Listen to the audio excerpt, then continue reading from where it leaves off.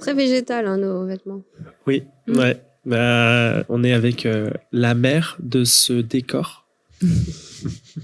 C'est ça. Donc, on lance le générique Je suis imaginaire. aussi la mère de Maxime au boulot. Je lance le générique maintenant. Un week-end, un métier, un podcast. WeCast. Alors, comment vous avez trouvé ?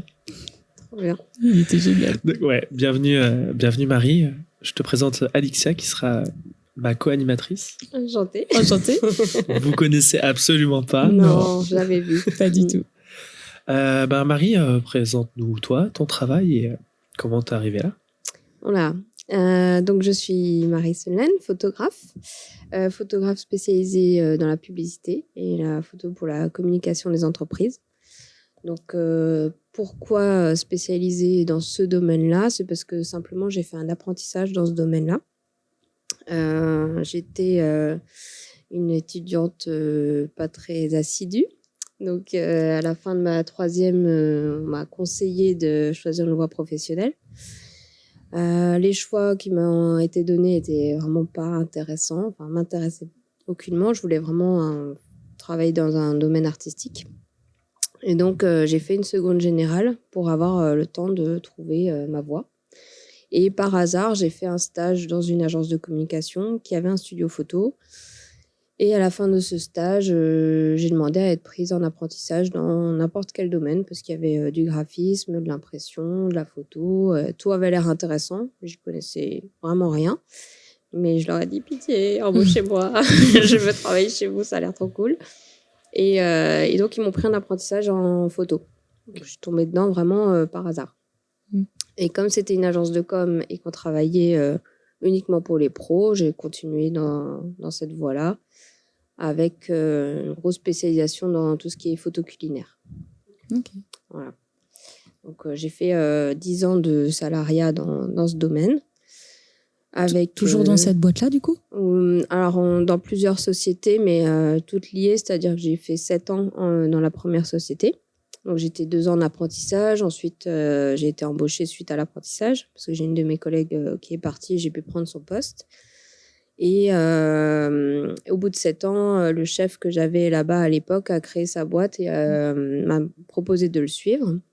Donc, je l'ai suivi. Ensuite, on a continué comme ça pendant 2 ans et on a accepté le rachat par une plus grosse structure qui avait aussi racheté la première entreprise dans laquelle on était. Donc, on s'est tous retrouvés au même endroit. Et donc, la troisième structure, c'était le mélange des 2 premières, si tu veux. Et donc, on s'est tous retrouvés. Donc, au bout d'une dizaine d'années, j'ai décidé de me mettre à mon compte. Parce que j'avais fait un petit peu le tour. On travaillait uniquement pour la grande distribution. Donc, c'était intéressant et c'était une très, très bonne école parce que tu apprends à travailler sous contrainte avec des contraintes de délai, des contraintes de qualité, de volume de photos par jour, etc. C'est des clients assez exigeants, que ce soit sur le rythme ou sur les tarifs. Donc, il y a un petit peu de challenge. Mais voilà, c'était un petit peu tout le temps la même chose parce que la grande distri, c'était pour les tracts culinaires, justement. Donc, on avait à chaque fois la foire au vin, la foire à la raclette, la foire au barbecue, la foire à tout ce que tu veux. Donc, tous les ans, ça revenait. Et au bout d'un moment, j'avais fait un petit peu le tour de ce domaine-là. Et donc, j'étais entourée de pas mal d'anciens collègues qui avaient créé leur boîte dans le monde du graphisme, des agences de com et autres. Et voilà, on m'a poussé un petit peu à me lancer en disant on t'attend, on a du boulot pour toi, allez, c'est le moment. Donc, j'aurais jamais imaginé avoir ma boîte. C'était vraiment pas un truc, pas du tout un but dans ma vie. Mais ça s'est fait par la force des choses, en fait. Mon conjoint avait une agence de com, il m'a poussé, il m'a accompagné, il m'a beaucoup aidé. Et tous mes anciens collègues, mes proches m'ont dit, voilà, c'est bon, tu peux te lancer, vas-y, ça va le faire.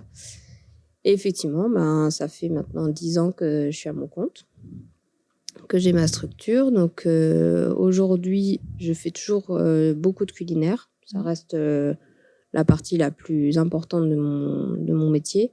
Mais je fais aussi beaucoup de photos de mode, des décorations, tout ce qui concerne les photos qui ont besoin de mise en scène en fait. Alors, je vais juste t'embêter. Je vais te reculer un peu le micro parce que tu parles un peu trop près du micro. Et quand tu respires, on t'entend respirer. D'accord. Comme ça. Ouais, c'est incroyable. N'importe quoi. Voilà. Donc ouais, dès qu'il y a besoin de mise en scène, tu m'enseignes. D'ailleurs, alors, je l'ai dit hors antenne, mais le décor dans lequel on est aujourd'hui, c'est Marie qui l'a fait. Oui, c'est moi.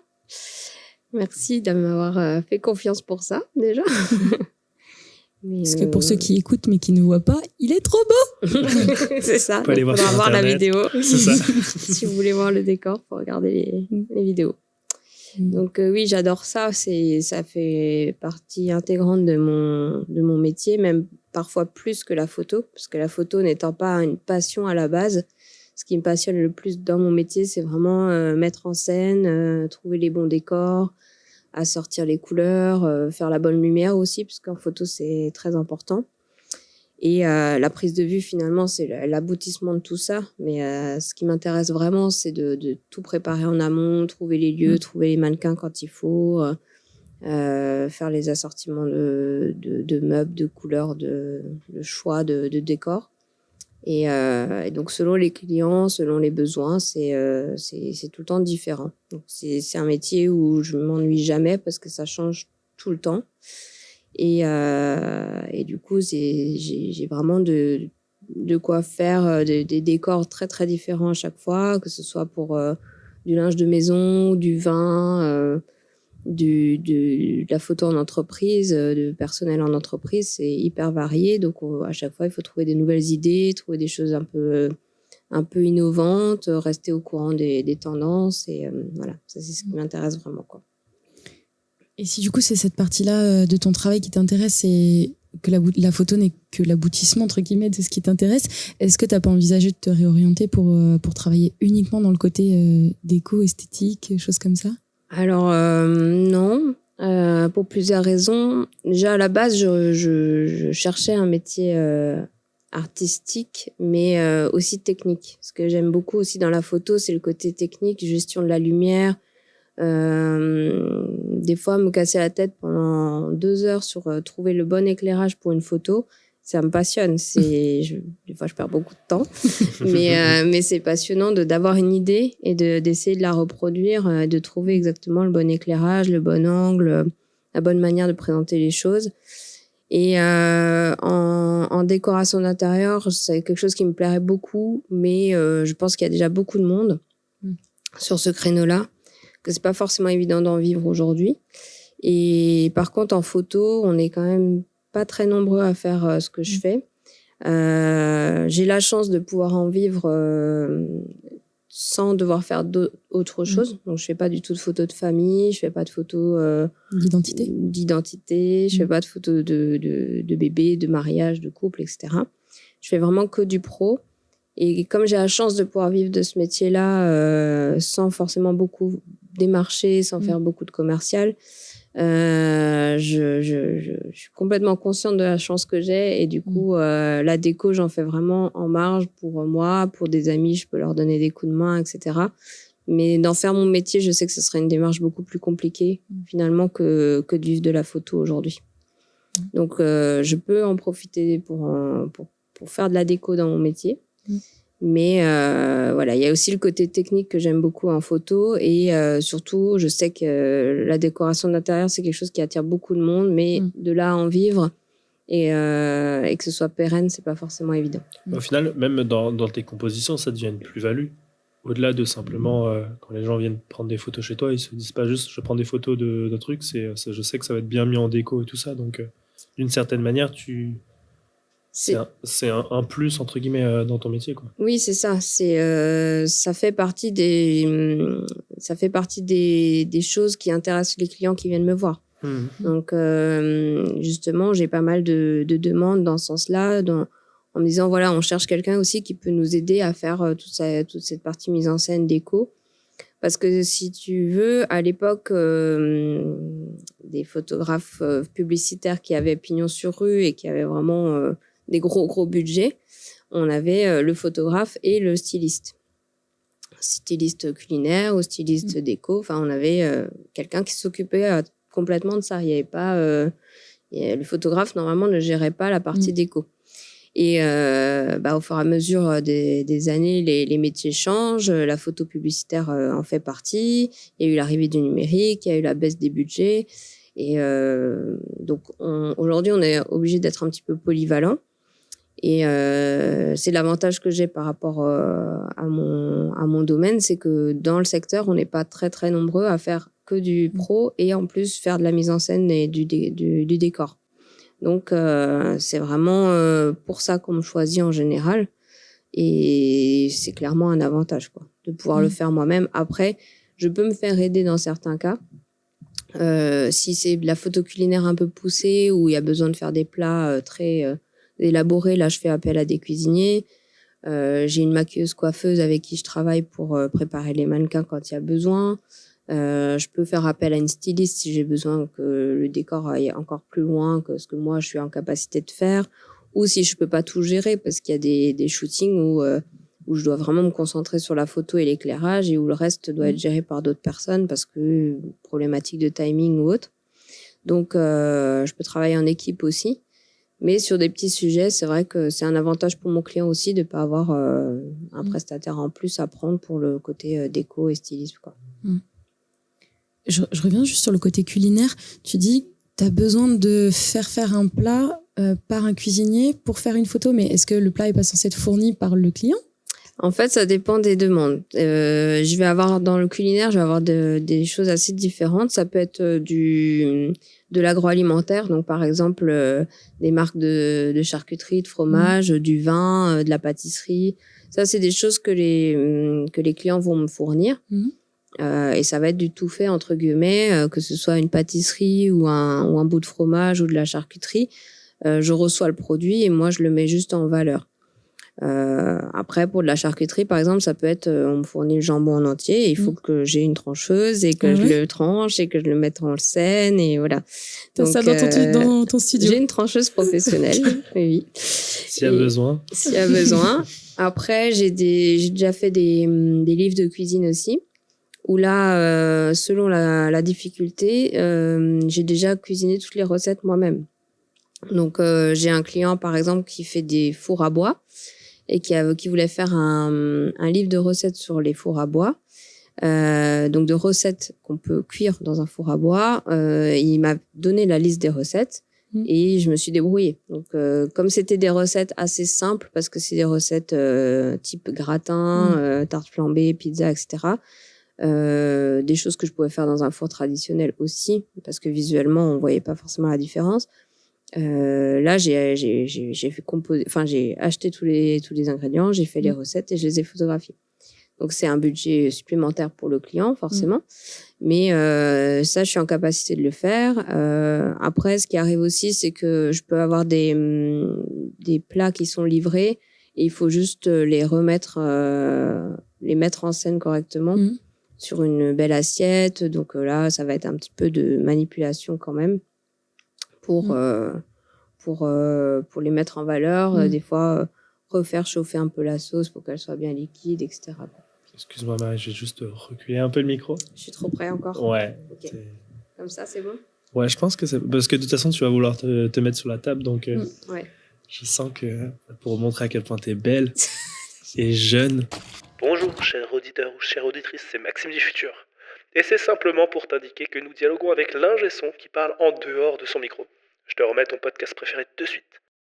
C'est un podcast biométrique, c'est-à-dire il évolue au fur et à mesure du podcast. C'est ça. À la fin, les micros seront là-bas. On sera couché par terre. C'est ça. Voilà.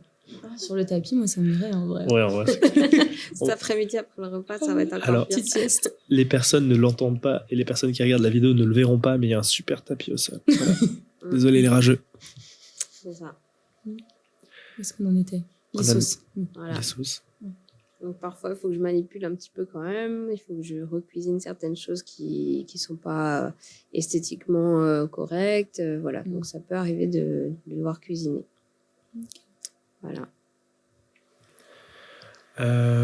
Moi, j'avais vu une fois un un shooting avec toi, est-ce que parfois tu mets des choses qui sont pas mangeables dans la photo? Parce qu'on voit souvent sur internet genre des trucs fake avec de la mousse à raser pour faire semblant que c'est du fromage. Est-ce que toi tu utilises ce genre de mécanisme ou pas du tout?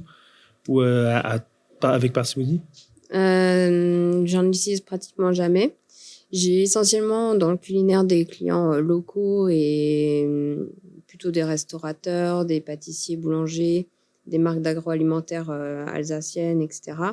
Donc la plupart du temps, 99% du temps, ça va être des vrais produits qu'on va éventuellement retoucher un petit peu, parce qu'il y a toute une partie post-production et retouche derrière. Mais par exemple, pour un gâteau, on peut retoucher s'il y a eu la mousse, un impact sur la mousse ou voilà, une petite coulure de sauce ou autre.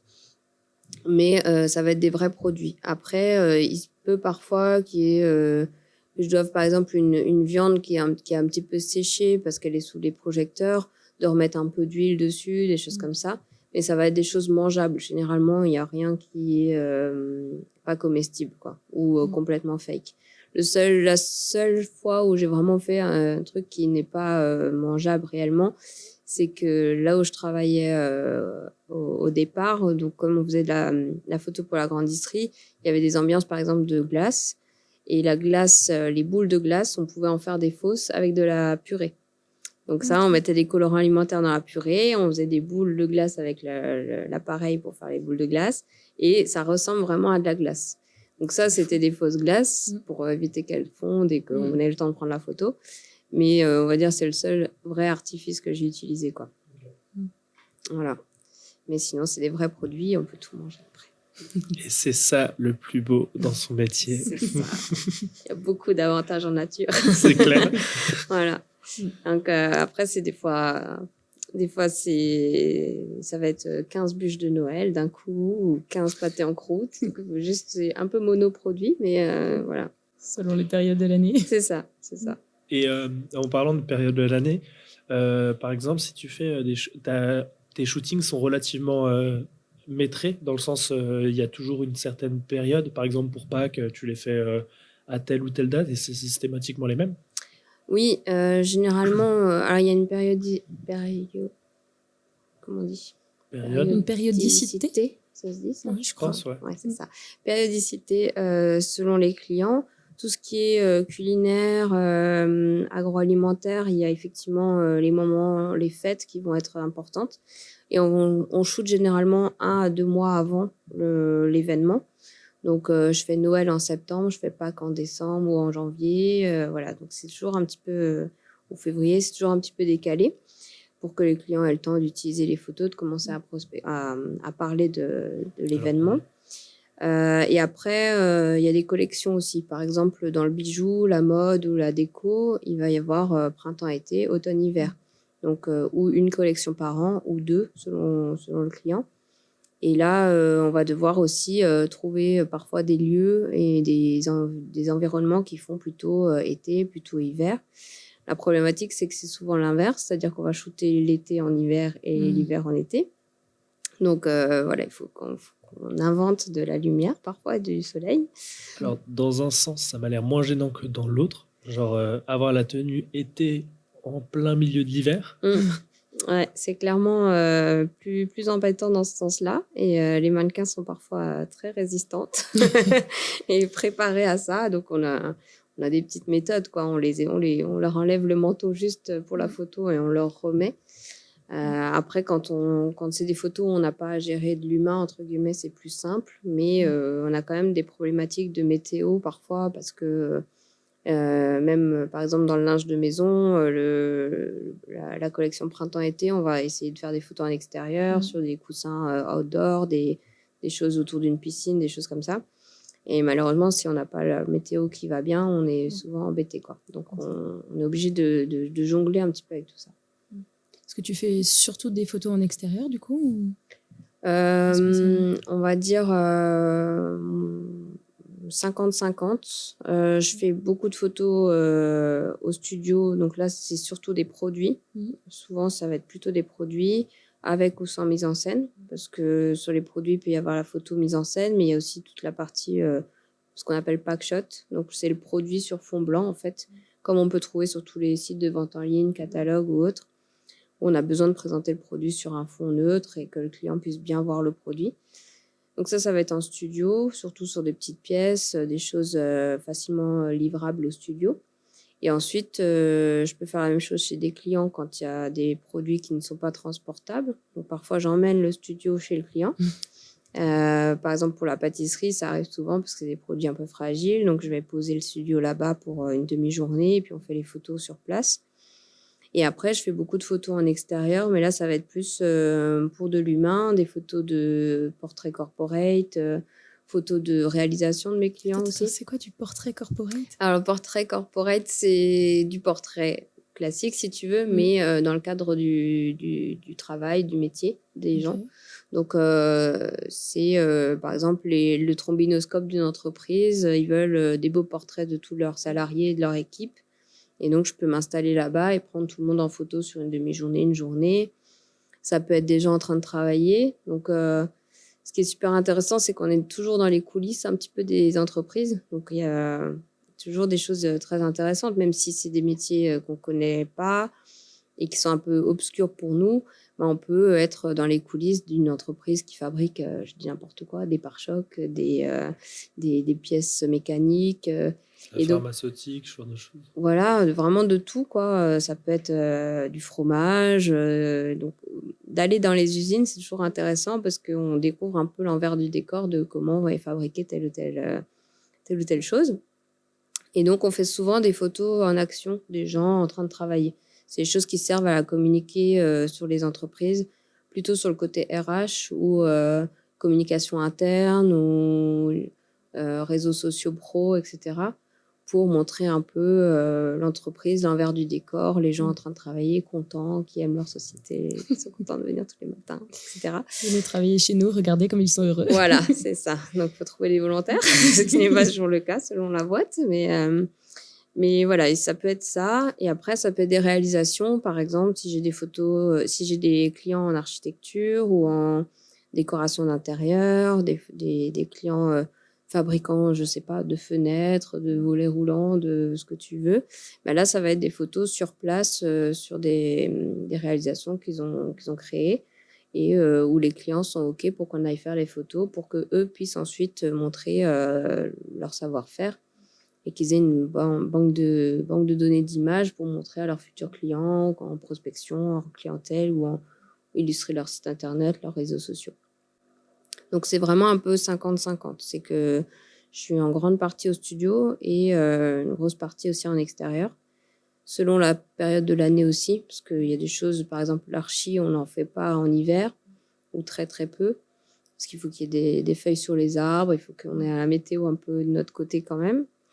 Après, le culinaire, il y en a un petit peu toute l'année, surtout au niveau des fêtes, des choses comme ça. Et les périodes les plus creuses, on va dire, c'est en plein été, là où les entreprises sont quand même plus vides, en plein été ou entre Noël et Nouvel An, quoi. Ça va être les périodes les plus creuses pour nous. Et après, le gros du travail va être à partir du printemps, fin de l'hiver, début du printemps, et à la rentrée de septembre jusqu'en novembre, début décembre, quoi. Est-ce que tu as déjà eu un cas où un client est venu vers toi dans ton domaine, que ce soit le culinaire ou quoi que ce soit, et tu t'es rendu compte que tu pouvais pas le shooter, tu pouvais pas le prendre en photo ou quoi que ce soit? Alors oui, j'ai déjà eu des choses, par exemple, une décoratrice d'intérieur, parce que comme c'est quelque chose qui me touche, j'ai aussi besoin que ça me plaise. Autant faire des photos pour un chirurgien dentiste, voilà, c'est pas un domaine qui intéresse plus que ultra ça. fan des dents. Voilà, donc je fais mon boulot correctement. Il aura des photos qui conviendront très bien à ce dont il a besoin, mais je vais pas y mettre d'affect. Donc ça va être, je vais faire mon taf, quoi. Pour de la décoration d'intérieur, c'est plus délicat parce que c'est quelque chose qui me parle. Et pour le coup, j'ai eu une décoratrice un jour qui m'a demandé de faire des photos de ses réalisations. Et je suis allée sur 2 ou 3 de ces chantiers et en fait, j'adhérais pas du tout à ce qu'elle faisait et après j'ai un peu fait la morte, genre elle essayait de me rappeler, je lui donnais des délais hyper longs, j'ai augmenté mes prix tout d'un coup, elle n'a pas compris pourquoi et j'ai dit: «Non mais je peux pas, en fait, je peux pas». J'ai envie de lui dire: «Mais pourquoi t'as fait ça? Pourquoi t'as fait ça? C'est moche!» «Non mais c'est quoi ça? Pourquoi tu mets du lino à cet endroit? C'est pas possible». Donc j'étais trop impliquée émotionnellement. J'ai dû abandonner. Donc voilà. Mais oui, il y a des cas de figure. Après, il y a aussi des clients. Voilà, il y a des moments où ça se passe pas forcément bien parce que c'est quand même très subjectif la photo. Ça dépend des goûts, ça dépend de beaucoup de choses. Et donc, il y a parfois, on se comprend pas. Il y a des clients avec qui on n'a pas réussi forcément à se comprendre ou on a fait 2-3 essais, ça n'a pas fonctionné. Bon, ben, on est passé à autre chose, quoi. Le but, c'est toujours de satisfaire le client, mais il y a un moment où on peut pas non plus faire des choses qui nous parlent pas du tout, ou Ouais, qui genre, sont tu vas pas du faire tout. du jonglage juste parce que le client le demande, quoi. Oui, voilà. Enfin, à un moment, s'il veut vraiment, Mais voilà, je suis photographe, je m'en fous. c'est ça. C'est un peu ça. Si vraiment il veut un style qui me parle pas du tout, ou c'est pas du tout, ou je trouve pas ça esthétique, Donc tu seras pas fier de tes ou photos. je serais pas fière de mes photos, ou j'aurais l'impression voilà, de me trahir un petit peu, ben, je préfère ne pas le faire, quoi.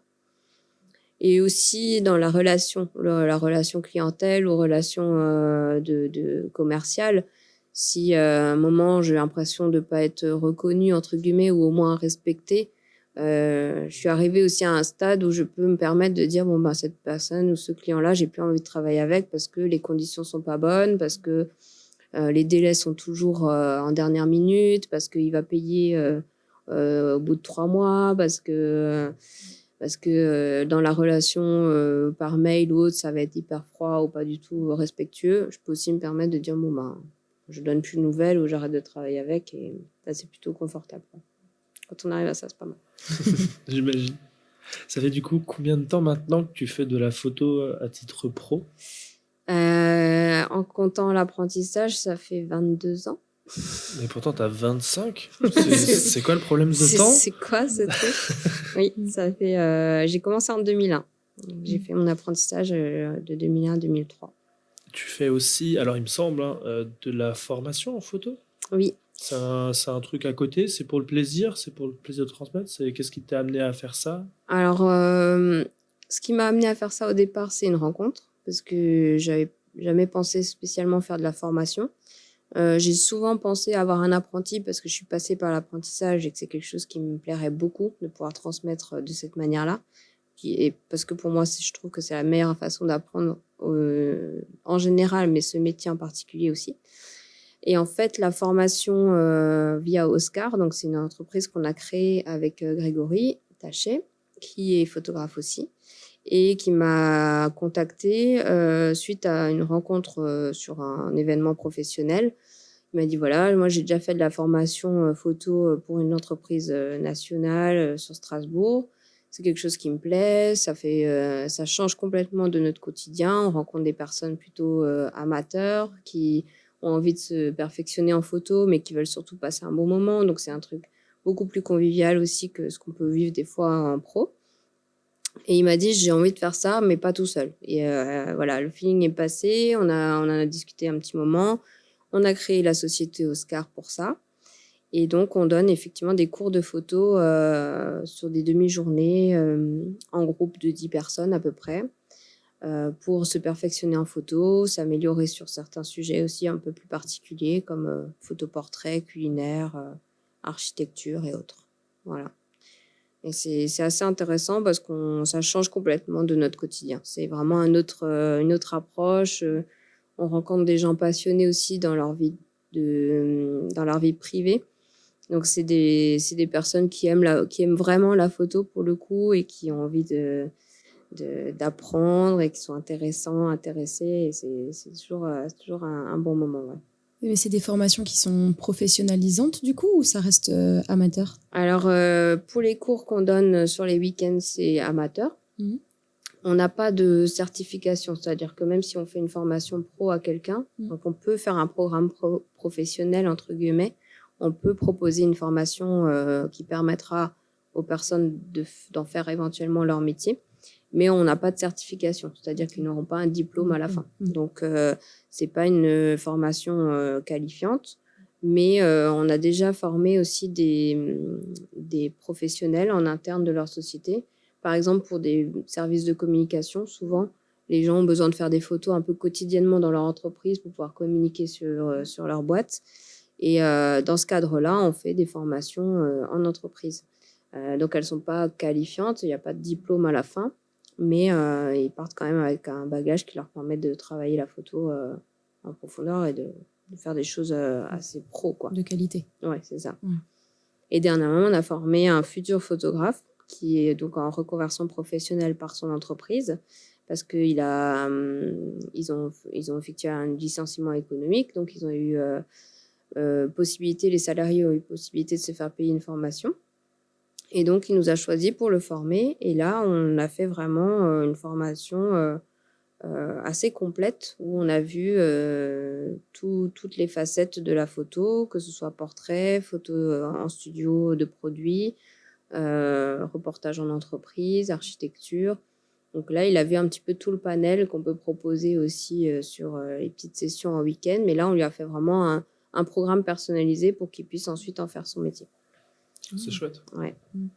Donc c'est assez intéressant aussi comme échange. Et ce qui est chouette, c'est qu'on n'est pas dans un métier où la concurrence n'est pas rude dans le sens, en tout cas sur Mulhouse et environ, on connaît à peu près tous nos confrères et on s'entend tous plutôt bien. Il n'y a pas ce côté, il va me piquer mon client, machin. Enfin, on est assez respectueux les uns des autres. Il y a assez de boulot pour tout le monde. À partir du moment où on travaille bien, et où le client a confiance en nous, généralement, c'est des choses qui sont assez pérennes. Moi, j'ai des clients que je suis depuis 10 ans, qui ne bougent pas. Et voilà, une fois qu'ils ont une entreprise et un photographe avec qui ils ont l'habitude de travailler, généralement, ça ne bouge pas trop. Donc, on ne se tire pas trop dans les pattes et on est plutôt dans un bon feeling entre photographes, quoi. Ça, c'est sympa aussi. Et par rapport à ça, justement, la transmission et la formation de nouveaux photographes, tu parlais de l'apprentissage que tu aimerais bien faire, mais tu n'as pas encore eu l'occasion, du coup, de former un apprenti ? Alors, j'ai eu une opportunité parce que on a souvent des stagiaires déjà, parce qu'on a une école de photo à Saint-Dié. La plus proche, ça va être Saint-Dié pour le bac pro, le BTS photo. Donc, on a régulièrement des stagiaires. Et ensuite, après le Covid, en fait, 2020, on a eu énormément de travail parce que les entreprises avaient besoin de communiquer, de montrer visuellement des choses ils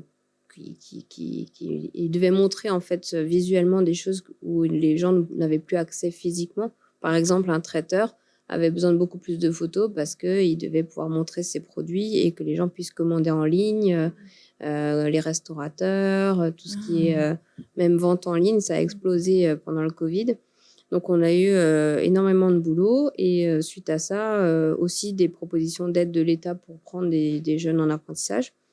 Donc, je m'étais renseignée, j'avais une possibilité avec une jeune stagiaire qui était venue chez nous et qui aurait voulu continuer en apprentissage chez nous.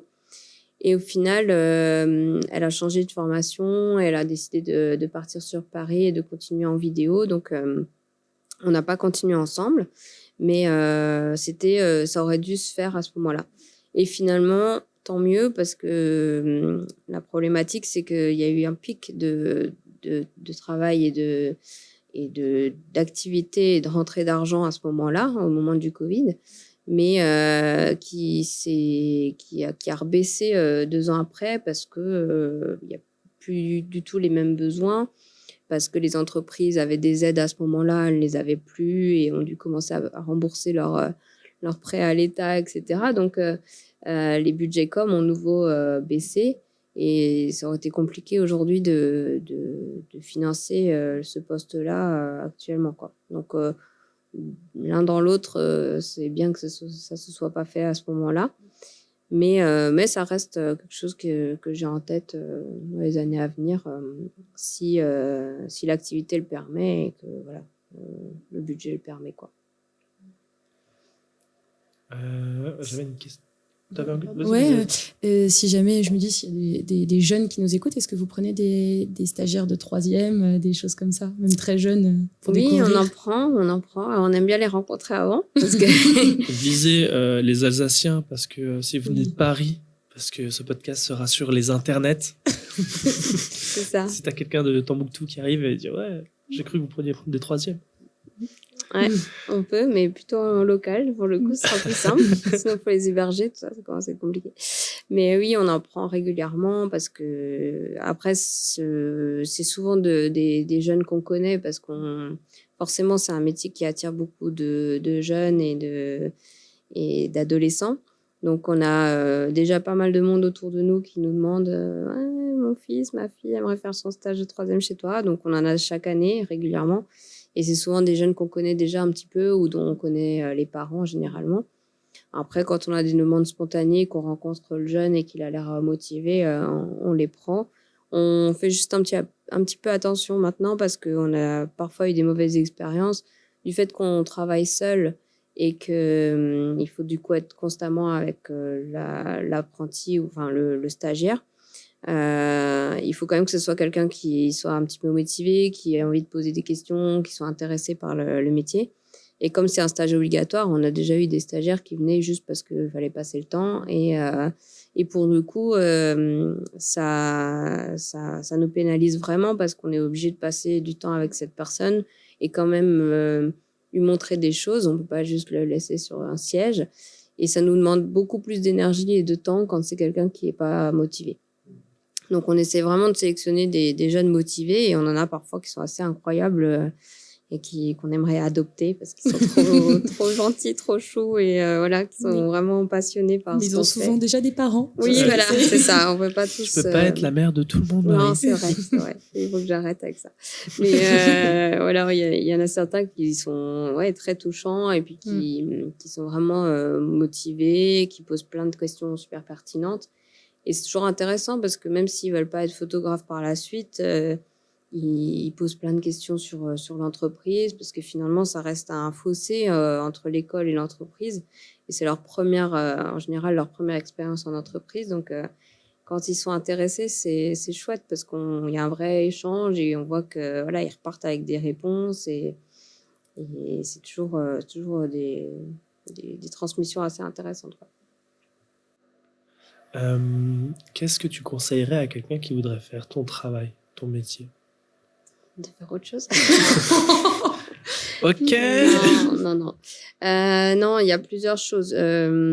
Aujourd'hui, la problématique de notre métier, c'est que c'est un métier d'indépendant, essentiellement. Enfin, il y a très, très peu de postes de salariés dans la photo.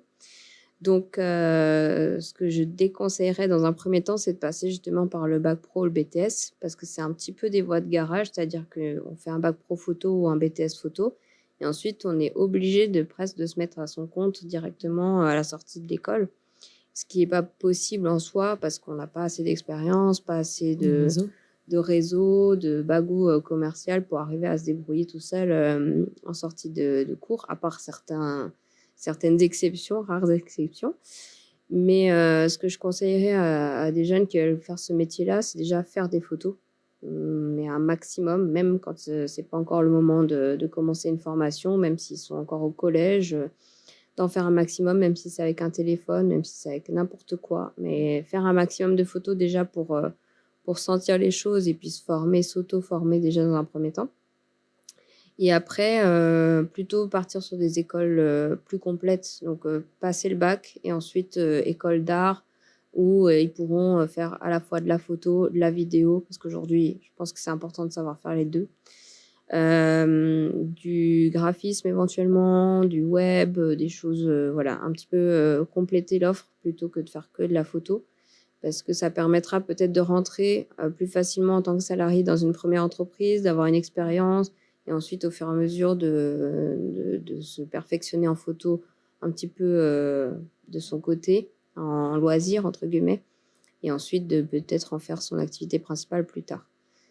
Et les photographes qui sont autour de nous, on est très peu à avoir fait vraiment la formation depuis tout jeune et avoir fait ça depuis le début. Il y a beaucoup de gens qui vivent de la photo aujourd'hui et qui ont fait ça plutôt en reconversion ou en complément de leur métier de départ qui était plutôt dans le graphisme ou le web ou autre et qui ont eu un attrait pour la photo et qui ont voulu Développer ça. continuer là-dessus. Ou qui ont carrément changé d'activité. Mais comme ils étaient plus âgés, ils avaient déjà une expérience professionnelle et un peu plus de réseau et ont pu se développer là-dedans, quoi. Mais de partir vraiment du bac pro, c'est compliqué ensuite de pouvoir en vivre tout de suite, quoi. On va passer à la dernière rubrique de ce podcast où Oui. tu vas avoir besoin de ton téléphone. Coucou, c'est à nouveau Maxime du futur, et j'ai oublié d'envoyer le générique, alors je le fais maintenant. Bisous. N'hésitez pas à vous abonner.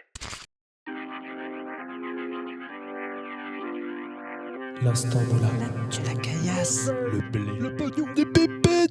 Il est là. En parlant de pouvoir en vivre, Ok. En France, on a un petit côté très pudique sur combien on gagne quand on fait certains métiers, notamment là, c'est en plus un métier très artistique. Mhm. Et du coup, pour préserver ton intimité financière, mais quand même pour donner une idée aux gens qui seraient intéressés par le travail, tu vas attirer une règle de calcul pour parler de combien tu gagnes mensuellement. D'accord. Ça peut être des gambas, ça peut être des carpes rouges, des carpes royales. Ok. Enfin voilà. Donc, Je suis nulle en maths. on hein, reste donc si sur je me des- c'est pour trompe ça, pas- mais c'est pour ça qui est expliqué sur le petit carton. Ok. on reste sur du produit de la C'est ça. mer. Quand La même. seule chose que tu dois pas dire au micro, c'est le prix au kilo, Ok. mais tu vas l'utiliser pour le calcul. Donc tu prends ton salaire divisé par le chiffre que tu vois Ouais. et ça te donne ton nombre de kilos mensuels. Ok. Donc, je fais mon calcul sur mon téléphone. C'est C'est ça. pour ça que j'ai mon téléphone. Exactement. C'est ça. Ok. T'as tout compris. Merci.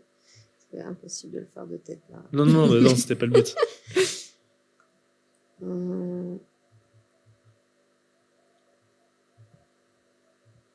Très bien. Donc tu as combien de kilos mensuels de quoi? Je suis à 92 kilos mensuels de dorade royale sauvage, Un porc? 1 kilo et plus France. Waouh, 92 c'est beau. kilos de dorade par mois. Ouais, Ok. ça c'est cool. c'est pas mal. Bah, merci beaucoup. Je t'en prie, je vous en prie. Merci, Marie. Merci à J'ai une vous. toute dernière question. Quel conseil tu donnerais à quelqu'un que tu connais pas par rapport à ton parcours, par rapport à ce que tu as vécu? La curiosité. C'est hyper important et je pense que c'est pas que dans mon métier d'ailleurs, mais je pense que c'est ce qui m'a permis de faire ce métier-là parce que je ne connaissais absolument rien à la photo. J'ai débarqué dans une entreprise de 20 personnes, 20 adultes, parce que j'avais 16 ans et j'étais complètement paniquée. Mais je pense que ce qui m'a sauvée et ce qui a fait que les gens ont voulu m'aider, ont voulu m'apprendre mon métier et m'ont fait confiance, c'est que je posais des questions, c'est que j'étais là, c'est que j'étais intéressée par les gens et que je disais, ben voilà, comment tu fais ça, pourquoi tu fais ça, est-ce que je peux t'aider, est-ce que je peux faire quelque chose, peu importe quoi. J'ai fait des colis, j'ai coupé des feuilles, j'ai rempli des trucs d'encre pour l'imprimeur, j'ai aidé les infographistes, j'ai commencé à faire du détourage sur Photoshop. C'était un monde complètement inconnu, mais j'ai passé des heures à essayer de savoir comment fonctionne la plume, le truc, le machin. Et en fait, de poser des questions, d'être curieux, c'est ce qui m'a vraiment ouvert plein de portes.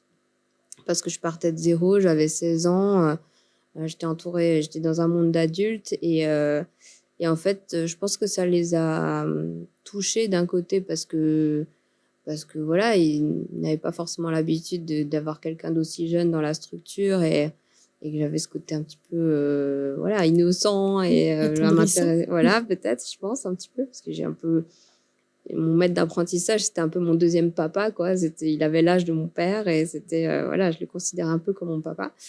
Et après, il y avait le côté où je voulais aider, je voulais participer au truc. Je savais pas de quoi ça parlait, mais je voulais absolument pouvoir faire partie de cette aventure-là, quoi. Et du coup, tout m'intéressait, tout était nouveau et je posais plein de questions. Et ça a plu à mon entourage professionnel et c'est ce qui a fait, je pense, qu'ils ont vraiment voulu m'aider, me donner du temps et m'aider à à y arriver, quoi. Et j'ai été hyper bien entourée par mon chef, mon patron, mon maître d'apprentissage, qui m'ont tous dit, voilà, on va faire en sorte que tu aies ton CAP, que tu y arrives. Et ils m'ont vraiment très, très bien accompagnée en étant juste, en me disant, voilà, ça va pas, mais on va te montrer pourquoi ça va pas, on va t'expliquer et on va te faire évoluer. Et ça a été, c'était hyper intéressant. Donc, La soyez curiosité. curieux. Ouais, curieux, absolument. Merci d'avoir assisté à Weekcast. Partagez pour faire connaître ce métier et on s'écoute dans 2 semaines pour découvrir ensemble un paysagiste.